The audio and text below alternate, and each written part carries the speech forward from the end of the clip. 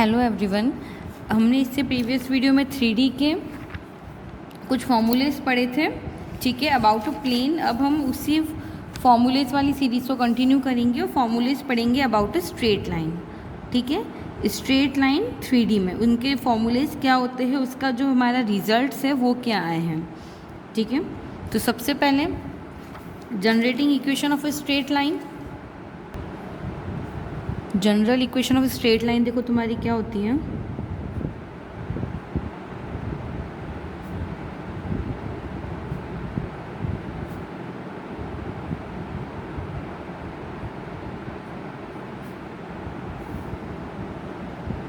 General equation straight line हमारी होती है a1x plus b1y plus c1z plus d1 equal to 0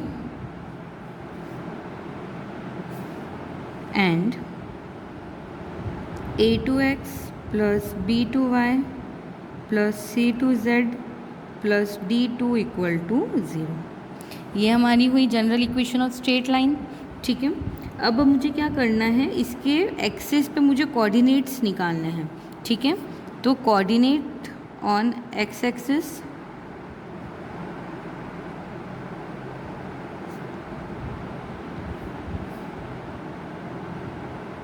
तो देखो एक्स एक्सिस पे तुम्हारा वाई कोऑर्डिनेट 0 और जेड कोऑर्डिनेट 0।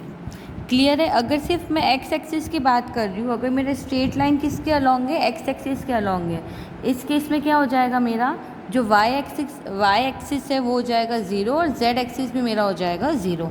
ऐसी अगर मैं वाई एक्सिस की बात करूँ तो क्या हो जाएगा, एक्स इक्वल टू 0 और जेड इक्वल टू 0। और अगर हम जेड एक्सिस की बात करें, उस केस में हमारा एक्स और वाई दोनों इक्वल टू 0 हो जाएगा। क्लियर है। लिख लो सिमिलरली वाई एक्सिस पे x equal to Z equal to 0 और z एक्सिस पे तुम्हारा क्या हो जाएगा, x equal to Y equal to 0। ये चीज़ क्लियर हुई। तीसरा होता है तुम्हारा equation of a line in a symmetrical form.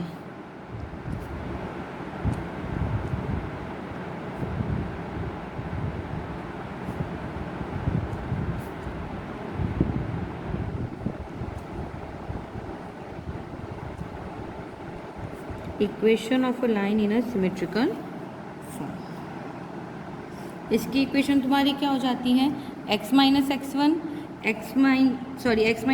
Upon L, y minus y1 upon m और z minus z1 upon n। ये हो जाएगा तुम्हारा x minus x1 upon L,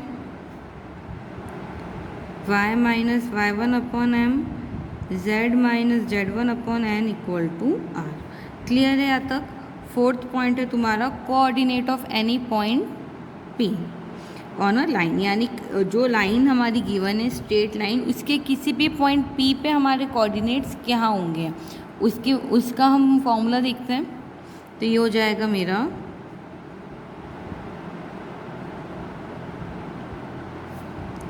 coordinate of any point P x1 y1 z1 on the line. तो इसके coordinates यानी x1 y1 z1 की value मेरी क्या हो जाती है, ये हो जाती है मेरी L R plus x1, M R plus y1, N R plus z1, ठीक है। यानी पहले हमें इक्वेशन ऑफ लाइन निकालनी है। तो इक्वेशन ऑफ लाइन मेरी हो जाती है x minus x1 upon L, y minus y1 upon m, z minus z1 upon n equal to r। ये मेरा क्या हो जाता है, सिमेट्रिकल फॉर्म होता है इक्वेशन ऑफ लाइन का। फिर इस लाइन पे अगर मैं कोई पॉइंट ले रही हूँ P, जिसके कोऑर्डिनेट मेरे क्या है, x1 y1 z1, तो उस पॉइंट के कोऑर्डिनेट हम लोग कैसे निकालते हैं, तो इन सबको हम क्या करते हैं, कंपेयर करेंगे। तो देखो फर्स्ट को अगर तुम फोर्थ से कंपेयर कर रहे हो तो तुम्हारे पास x की वैल्यू क्या आ जाएगी, एल आर प्लस x1। ऐसे इस वाले पार्ट को यानी सेकेंड वाले पार्ट को r से कंपेयर करोगे तो देखो y तुम्हारे पास क्या आ जाएगा, एम आर प्लस y1। और अगर तीसरे वाले पार्ट को तुम कंपेयर करते हो तो तुम्हारे पास z आ जाएगा एन आर प्लस z1। तो ये मेरे हो जाएंगे coordinate of any point P on a line. Clear है यहाँ तक। फिर equation of a line passing through a 2 point, यानी अगर हमें 2 पॉइंट गिवन है और हमें बताना है कि जो हमारी स्ट्रेट लाइन है वो क्या हो रही है, उन दोनों ही पॉइंट से पास हो रही है। इस केस में उसका इक्वेशन देखो क्या हो जाता है, लिख लो equation of a line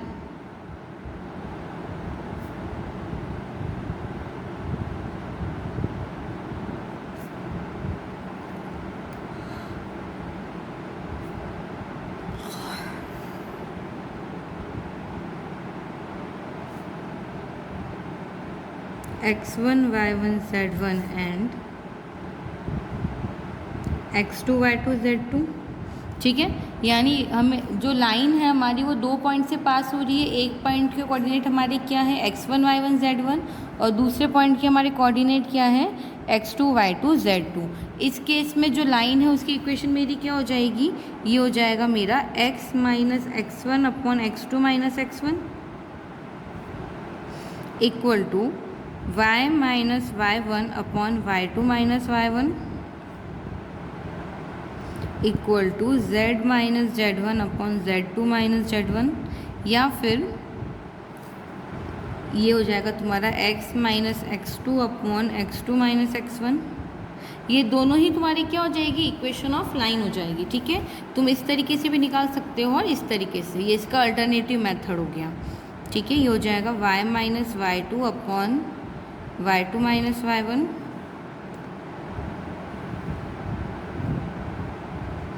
equal to z minus z2 upon z2 minus z1। Clear है यहाँ तक? ये होगा तब जब हमारा क्या गिवन होगा, 2 पॉइंट्स गिवन होंगे। ठीक है, फिर आता है हमारा perpendicular distance of a point from a straight line, यानी अगर हमें कोई स्ट्रेट लाइन गिवन है, उस स्ट्रेट लाइन से हमें क्या करना है, परपेंडिकुलर डिस्टेंस फाइंड करना है। क्लियर है, यानी तुम्हें देखो एक स्ट्रेट लाइन गिवन है, उसमें से तुम्हें क्या करना है, परपेंडिकुलर डिस्टेंस निकालना है। उस केस में तुम्हारा फॉर्मूला देखो क्या हो जाता है, लिख लो perpendicular distance of a point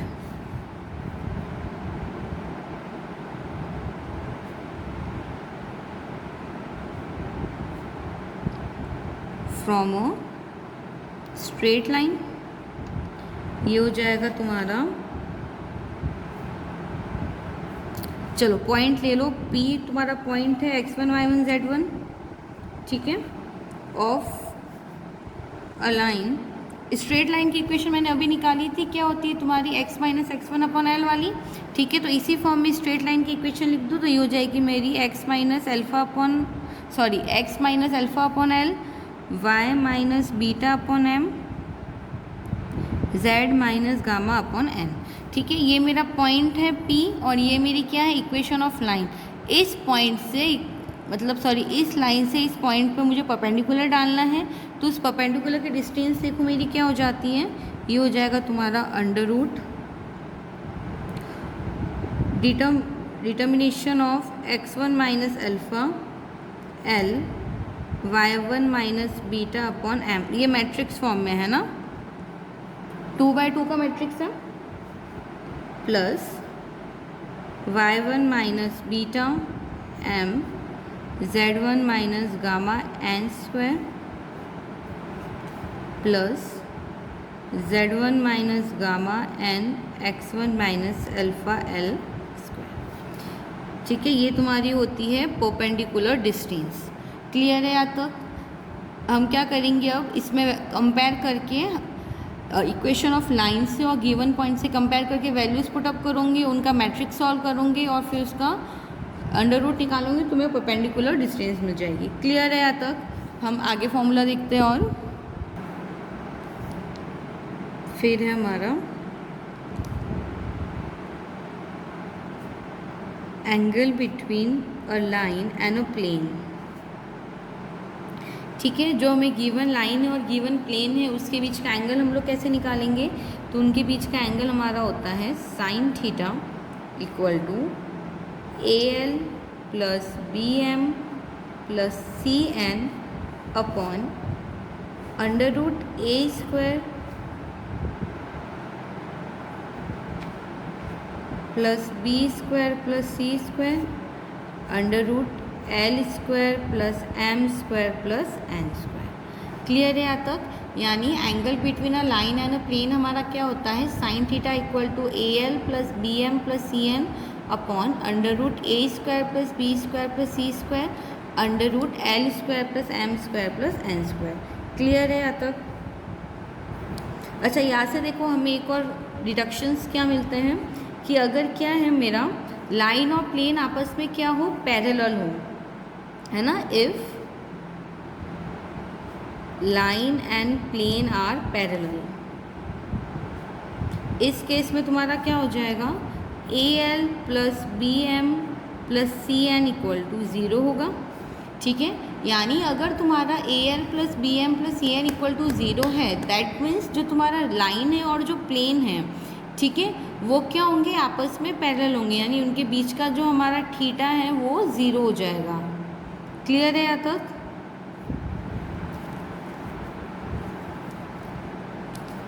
second deduction, if line and plane are perpendicular, यानी अगर लाइन और प्लेन आपस में क्या है, हमारी एक दूसरे के परपेंडिकुलर है, इस केस में हमारा क्या होता है, जो एल अपॉन ए है वो एम अपॉन बी के इक्वल होगा और एन बाय सी के इक्वल होगा। क्लियर है? ये इसकी क्या है, रेस्ट्रिक्शन या फिर इसकी कंडीशन बोल लो। क्लियर है यहाँ तक? फिर हमारी देखो कुछ कंडीशन है, जैसे condition for a line to lie in a plane, यानी अगर हमारी ये कंडीशन सेटिस्फाई होती है, दैट मीन्स जो मेरा लाइन है वो क्या होगा, प्लेन पे लाई करेगा। क्लियर है यहाँ तक? तो लिख लो,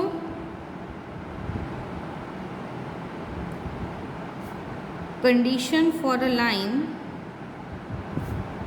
to lie in a plane, अगर ये कंडीशन सेटिस्फाई करता है तभी जो हमारी लाइन है वो क्या करेगी, उस प्लेन में होगी।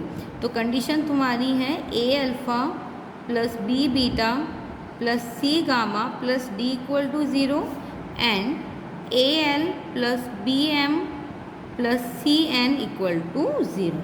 क्लियर है यहाँ तक? ये वाली अगर कंडीशन सेटिस्फाई हो जाती है दोनों, तो हमारी लाइन क्या करेगी, प्लेन पे लाई करेगी। फिर है हमारा equation of a plane containing a given line, equation of a plane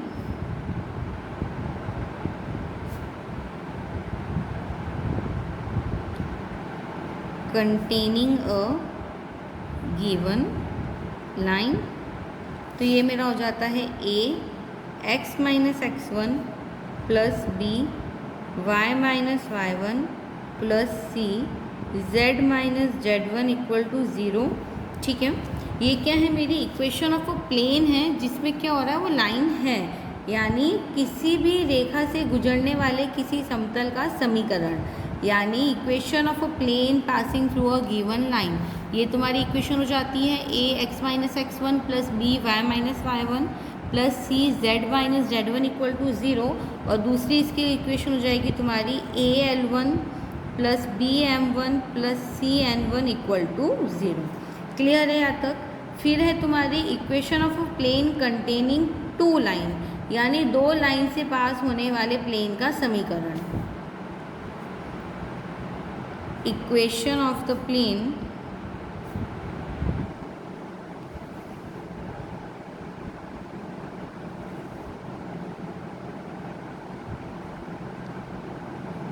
containing a given line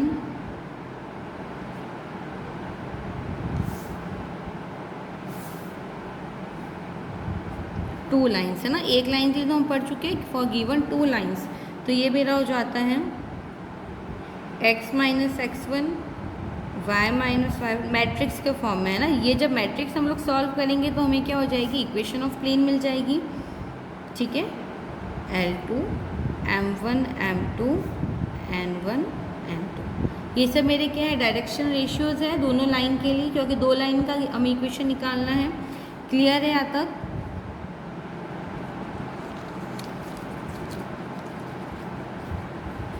चलो उसके बाद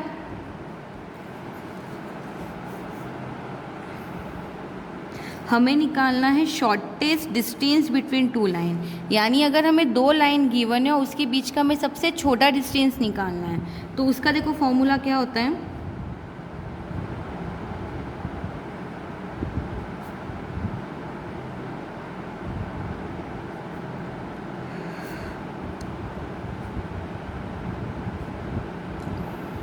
तो शॉर्टेस्ट डिस्टेंस निकालने के लिए हम क्या करते हैं, सबसे पहले तो मैट्रिक्स सॉल्व कर लो।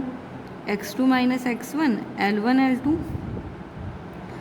y2 minus y1 M1 M2 and z2 minus z1 N1 N2 divided by sine theta, where theta is angle between both line. Clear है यहाँ तक? यानी शॉर्टेस्ट डिस्टेंस निकालनी है मुझे बिटवीन टू लाइंस, तो उसका मेरा फॉर्मूला क्या हो जाता है, ये वाला matrix divided by sine theta, जहाँ पर थीटा मेरा क्या है, जो दो लाइन मुझे गिवन है जिसके बीच का मुझे शॉर्टेस्ट डिस्टेंस निकालना है, उनके बीच का angle.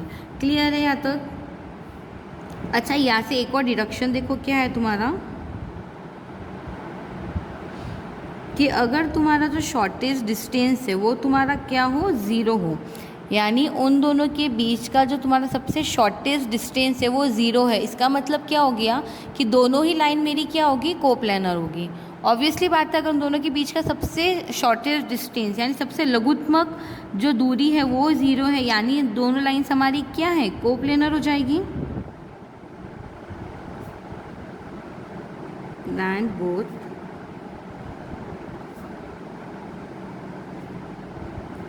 Lines will be coplanar. ठीक है, तो इसकी इक्वेशन मेरी क्या हो जाएगी, x2 minus x1 L1 L2, y2 minus y1 M1 M2, z2 minus z1 N1 N2।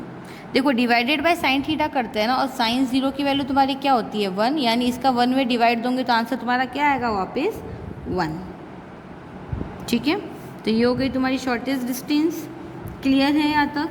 फिर हमें क्या निकालना है, इंटरसेक्शन ऑफ अ 3 प्लेन्स, यानी अगर हमें 3 प्लेन्स गिवन है तो उनका इंटरसेक्शन हम लोग कैसे निकालेंगे।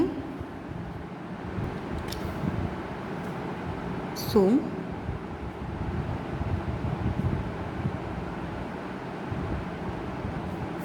इंटरसेक्शन ऑफ 3 प्लेन्स,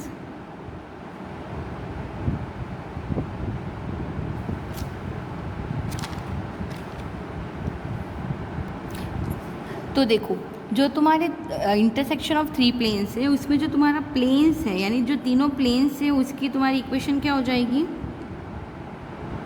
एक जनरल इक्वेशन लिख दूँ मैं, ARX plus BRY plus CRZ plus DR equal to 0, जहाँ पे R इक्वल टू क्या है, 1 2 3 for plane first second and third. तो इसका जो इंटरसेक्शन है ना उसकी 3 कंडीशन पॉसिबल है for planes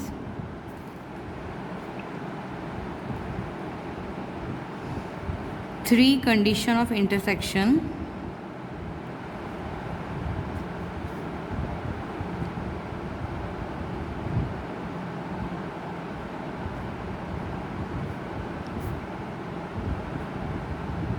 is possible। Clear है यहाँ तक? यानी ये मेरा 3 प्लेन है, इसमें आर की वैल्यू रख दोगे 1 2 3 तो हमें 3 प्लेन की इक्वेशन मिल जाएगी, है ना, ये तो बहुत ऑब्वियसली बात है। इसके देखो इंटरसेक्शन के हमारे 3 पॉसिबल कंडीशन है। सबसे पहला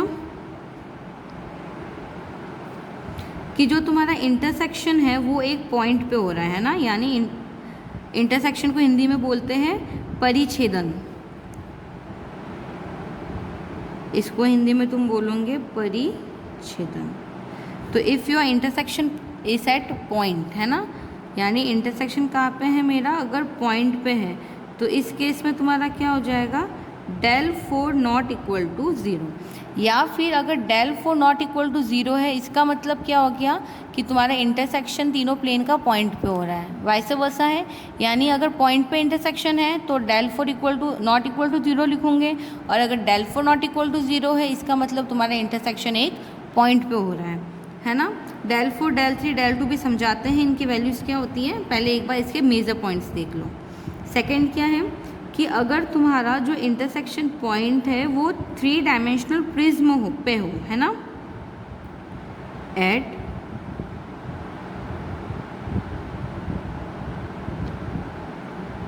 ट्रायंगुलर प्रिज्म, अगर तुम्हारा तीनों प्लेन का जो इंटरसेक्शन है वो कहाँ पे हो रहा है, ट्रायंगुलर प्रिज्म पे हो रहा है, ये होता है तुम्हारा ट्रायंगुलर प्रिज्म। 3D डायग्राम है, कुछ तो इस टाइप का बनेगा तुम्हारा, है ना, इस टाइप का कुछ 3D डायग्राम है ट्रायंगुलर प्रिज्म का, है ना। तो अगर तुम्हारा तीनों प्लेन का जो इंटरसेक्शन है वो ट्रायंगुलर प्रिज्म पे हो, इस केस में तुम्हारा क्या हो जाएगा, del 4 इक्वल टू 0 होगा and del 3 not equal to 0 होगा।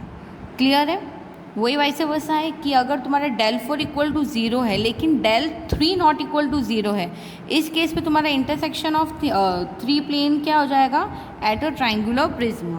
तीसरी कंडीशन है तुम्हारी एट लाइन। अगर स्ट्रेट लाइन की बात करूं, इस केस में तुम्हारा del 4 इक्वल टू 0 होगा, del 3 भी इक्वल टू 0 होगा एंड del 1 भी इक्वल टू 0 होगा और del 2 भी इक्वल टू 0 होगा। अगर ये कंडीशन सेटिस्फाई होती हैं तो तुम्हारा इंटरसेक्शन ऑफ प्लेन कहाँ पे होगा, लाइन पर। क्लियर है? या फिर अगर लाइन पे इंटरसेक्शन है तो ये सारी कंडीशन तुम्हारी सेटिस्फाई होनी चाहिए। 3 पॉसिबल कंडीशन हो गई इंटरसेक्शन की।